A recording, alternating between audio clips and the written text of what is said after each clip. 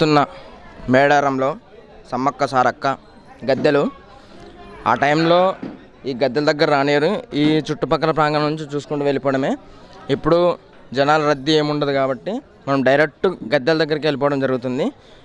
మేడారంలో జాతర ఎప్పుడు జరుగుతుందో వీళ్ళని కనుక్కొని చూద్దాం. అయ్యగారిని అడుగుదాం.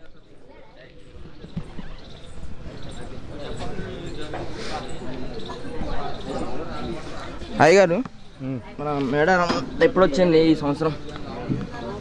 జనవరి అంటే 2026 28 నుండి 31 వరకు మెయిన్ జాతర. జనవరి 28 నుంచి 31 వరకు. 31 వరకు మీరు పెద్ద జాతర. మేము ఇక్కడ పూజార్లో. అంటే పొద్దున్న దాకా మీరే ఉంటారా, మారుతాం? మీ పేరండి? సమ్మయ్య. అంటే మీరు ఇదంతా చూసుకునేదానికి మీరు ఒక్కరేనా? ఉన్నది ఇంకా పెద్ద. ఎంతమంది ఉంటారు పూర్తిగా? 11 మంది. రోజుకొకరా లేకపోతే ఎట్లా?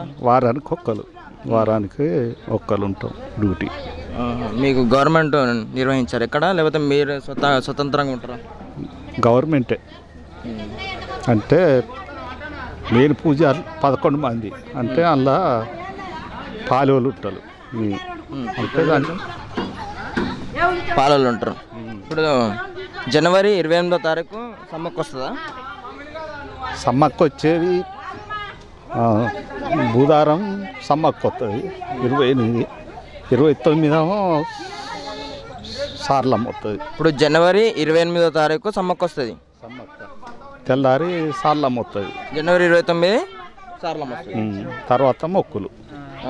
అంటే ఈ సంవత్సరం తొందరగా వచ్చింది. ప్రతి సంవత్సరం ఫిబ్రవరిలో, మార్చిలో వచ్చేది. ఈ సంవత్సరం కొంచెం ముందుకు రావడం కారణం ఏందో?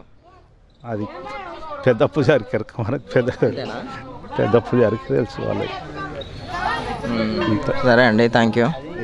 చెప్తాం కాబట్టి పెద్ద పూజలకు తెలిసి ఉంటుంది అది ఎందుకు వచ్చింది అనేది. సరే అండి, థ్యాంక్ యూ. ఓకే.